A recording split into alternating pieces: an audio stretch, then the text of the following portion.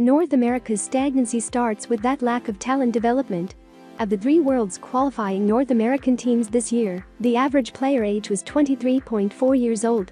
By contrast, Europe, which had representatives in the finals in both 2018 and 2019, has an average player age of 21.3 across Rogue, Mad Lions, G2 and Fnatic.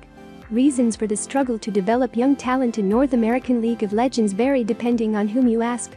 Some think it's the solo queue servers, which are based in Chicago, while players live in Los Angeles, presenting unique lag circumstances. Others cite the solo queue itself, known for its toxicity and as a poor practice environment. Others think it's team infrastructure, that many LCS organizations don't work to optimize practice for either their main or academy rosters. The last theory centers around how these teams make revenue and the notion that without popular players or a winning team, sponsorship opportunities decrease. There's this fear that without these big names these teams won't be able to get any sponsorships, CLOUD9 CEO Jack Etienne said. I understand that fear. The problem is that just because you have a big name on your team, if your team performs poorly, that clout that player has isn't going to be enough to protect your brand.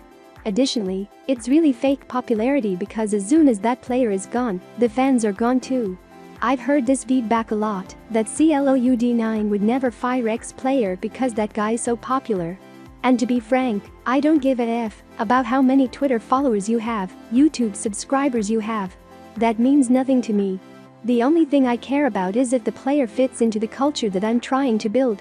While teams like Rogue and Mad Lions qualified for Worlds for the first time off the backs of talented young players, the teams being sent to Worlds from North America remain familiar. FlyQuest were a new addition this season, but teams like TSM, Liquid and CLOUD9 are the usual suspects. CLOUD9 were just one series away from being back there again this year, too. We lack a depth of strength in the LCS, in that we tend to be extremely top-heavy in terms of the teams we field annually, FlyQuest general manager Nick Van said. What we're learning from scrims and competing against a lot of the teams at Worlds is that a lot of the systems and structures by which LCS teams operate is weaker than in other regions. Some of that lies in experience. TSM, CLOUD9 and Liquid, then known as Curse, have all been a part of the league since its first season, while other teams are newer and therefore less savvy in operations. But the other component is a commitment to their developmental system. TSM and CLOUD9, in particular, shine in that area, with their academy teams being the best in class this year, and some of those players getting called up for the main roster, such as TSM jungler Minji Spikalu and CLOUD9 top laner Ibrahim Fajlami, who will start in 2021.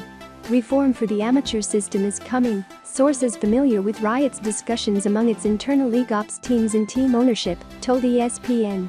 Those won't make an impact overnight, however, as Naidu anticipates that any changes will slowly trickle down. Looking at a rough framework, North America should aim to be like Europe. 5 seasons ago, North America was competitive with its rival region at every event. Riot's decision to support regional leagues in Europe, in England, Spain, Germany, France, Poland and others, has been a boon for young players and led to competitive opportunities for less-known talents.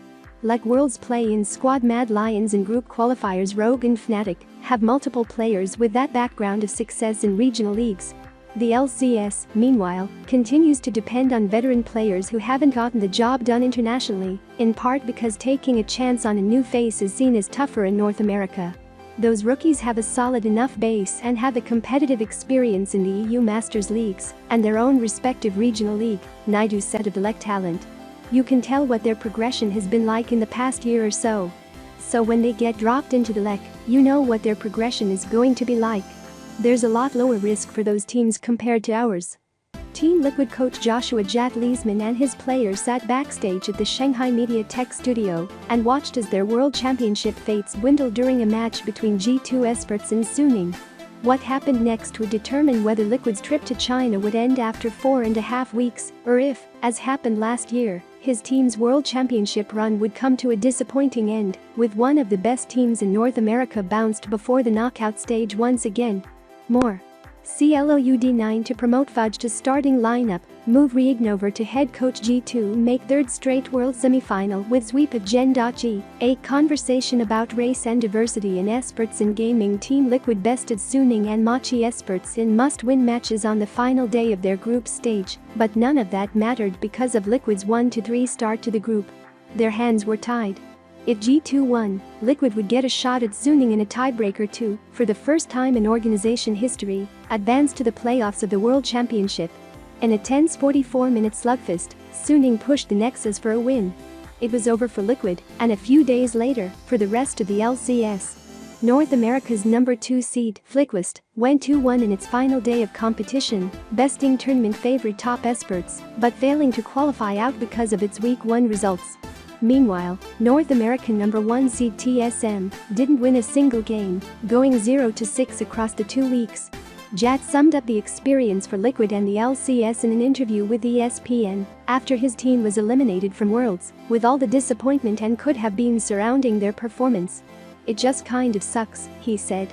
After the Region 6-12 finish at Worlds, last year's debate about what has gone wrong for the LCS has restarted. Front office executives, league officials and players alike have gone back to the drawing board. Some, like Liquid, are looking to make high-profile roster changes this offseason to build better teams. Others are assessing the structural issues that lie within the region.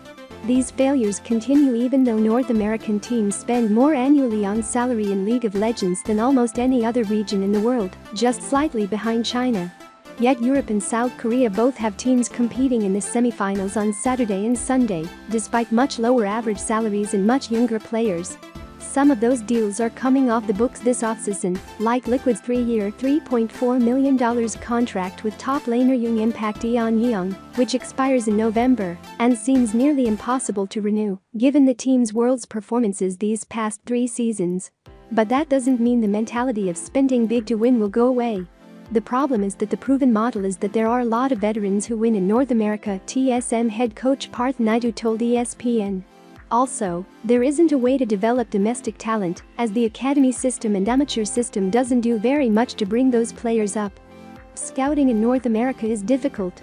The solo queue ladder is muddled, and players usually get their first shot at academy or the LCS by knowing another player already on a team.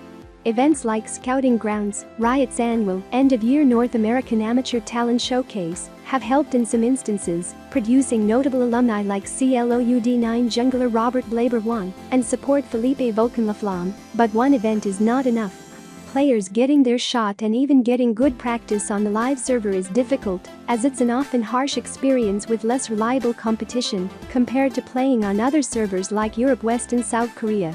The pool of talent, too, remains an issue, just as it was a year ago. Riot recently shuttered the Oceanic Pro League and brought the region under LCS jurisdiction, making Australian and New Zealand players no longer count as non-residents should they receive deals to compete in North America. "That'll help," Etienne said. His team has already taken advantage of the change, but the CLOUD9 CEO thinks that no team should see a broader player pool as a total solution. LCS players have taken some of it in their own hands.